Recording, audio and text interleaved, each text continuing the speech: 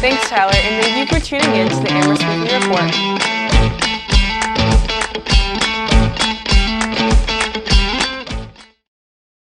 Hello and welcome to the Amherst Weekly Report from Amherst Media. I'm Nora Fury. On Tuesday, April 11th, a historic century-old Amherst home was transported from its Sunset Avenue location to West Street in the south of town. Developer Barry Roberts and his company Fearing Street LLC were behind this move, working in conjunction with Payne Building Movers, the construction services company that provided the machinery that transported the new property to its site. This move was carried out in order to create space for a 17-unit townhouse development in the now vacant Sunset Avenue area. The townhouse development would be directly across from the southwest dormitory area of UMass Amherst campus. The foundation has already been laid in service of this housing project. This move comes 9 months after Fearing Street LLC relocated another Sunset Avenue home, transporting it to the North Maple Street in Hadley. Fearing Street first purchased both properties in December of 2020 for a total of $1.7 million. This story is one of many housing-related events in town, as housing remains an ongoing issue in Amherst. In other news, the W.E.B. Du Bois Library Falcon livestream, also known as Nestflix, is back. UMass Amherst builds a setup of cameras to view the visits and growth of the peregrine falcons that visit the top of the library yearly. The falcons have laid eggs on a Thompson Hall nest box that will soon have a live stream of its own. Students will be able to see the growth of the new falcon babies and possibly name them in the near future. For updates, follow the W.E.B. Du Bois Falcon Twitter, where they upload fun facts about falcons as well as updates. Now to Tyler Beraldi and Emily Tarinelli for the Sports Report. Thanks, Nora. The Amherst women's golf team opened its spring season the weekend of April 15th with a second-place finish overall in the Cortland Martin Wallace Invitational. Throughout the fall season, the Mammoths were a consistent runner-up, for the most part second only to NESCAC rival Williams College, the team that ultimately prevailed at Cortland. With Williams' winning score of 582, the Mammoths fell to the Fs by just 3 strokes. However, they absolutely demolished Middlebury, Hamilton, the State University of New York at Cortland, Catholic University DC, and Wesleyan University.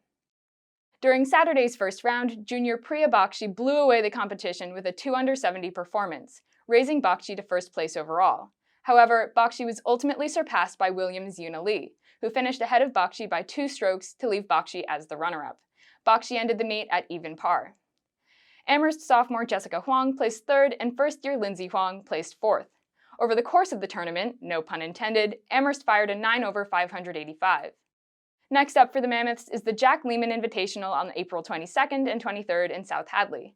After that is the NESCAC Championship, where the Mammoths will be defending their title as reigning conference champion. As the spring semester creeps to a close, the UMass football team has their sights set on the fall, hoping that head coach Don Brown can rally his squad to a better future. Their first glimpse towards this future will come on April 29th, as the university has announced its annual spring game. The spring game serves as a scrimmage between the Minutemen's offense and defense, giving fans an opportunity to see some of the team's brightest prospects and overall raise support for the upcoming season. Admission and parking is free, and the game will be played at McGurk Stadium at noon. Moving on to women's lacrosse, the team currently stands at a staggering 13-1, ranked 13th in the country, following a 15-7 stomping of VCU. Alex Finn led the charge for this 12th consecutive victory, scoring a game-high 5 goals, including a first-quarter hat trick. Charlotte Wilmoth has played a huge role in the squad's monster season, leading the team with 35 goals, and she's going to look to continue her reign against St. Joseph's for the team's last road game this Saturday at noon. Though men's lacrosse hasn't been quite as dominant as their female counterparts, standing at 7-4, the team's prospects have been looking up as they took down St. Bonaventure 14-3 last Saturday. Redshirt sophomore Mason Bregman dropped a career-high 5 points on 4 goals and an assist, while Mike Tobin nabbed a hat trick for his 3rd consecutive game. Gabriel Prosick also secured his career-high in assists with 4, while ensuring that his streak lives on at 10 consecutive games with a goal. Their next matchup will be against Hobart at home this Saturday at noon. Finishing up with UMass baseball, the team currently stands at 6-22 with a 1-8 in-conference record. The team just narrowly got by Sacred Heart on Wednesday, winning 10-8 following a 9th-inning rally. They'll next be on the road against St. Joseph's for a 3-game series this weekend, starting at 3 p.m. for Friday, 2 p.m. for Saturday, and 1 p.m. for Sunday. You can catch Friday and Sunday's games on ESPN+. Back to you, Nora. On to a more heavy story. On July 5th in 2022 at 7:37 a.m., 2 Amherst police officers responded to a noise complaint subjecting 9 youth to detainment. Following this incident, concerns regarding the nature of the Amherst Police Department's response became evident. Among many facts disputed by the APD, families of the children and some community members voiced concerns of racial prejudice, as 6 of the youth are of color.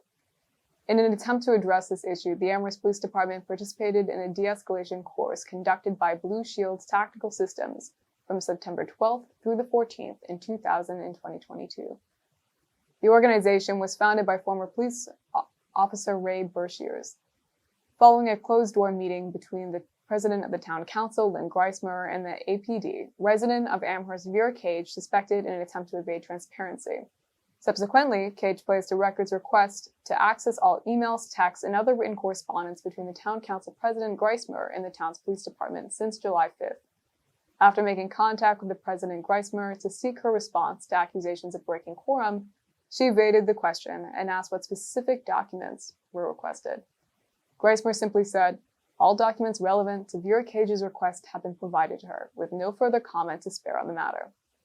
Since this incident, the Diversity, Equity, and Inclusion Office of the Amherst Town Council has produced 2 reports addressing the interaction.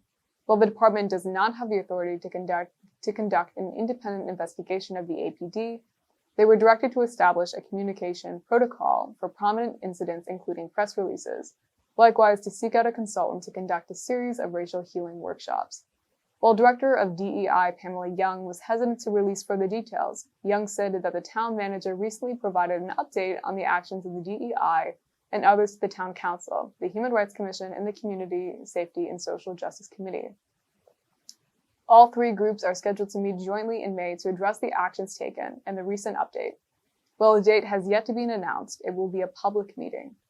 Despite this slow pace, this is an opportunity for the town to illustrate its ability to respond with appropriate action in the face of harm. As an alternative to police response, residents of Amherst have the option to call CRESS at 413-259-3370 in situations that don't involve violence or serious crime. As a consensual service, CRESS approaches matters of conflict holistically with the ability to radically contextualize the circumstance of their response.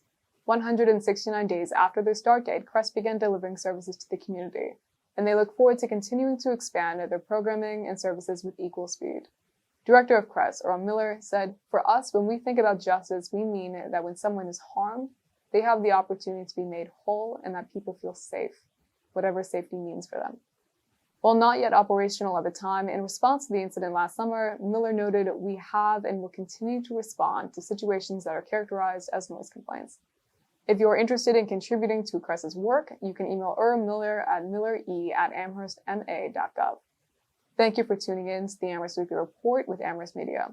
I'm Nora Tafuri, and we will see you at the same time next week for our last episode of this season's Weekly Report.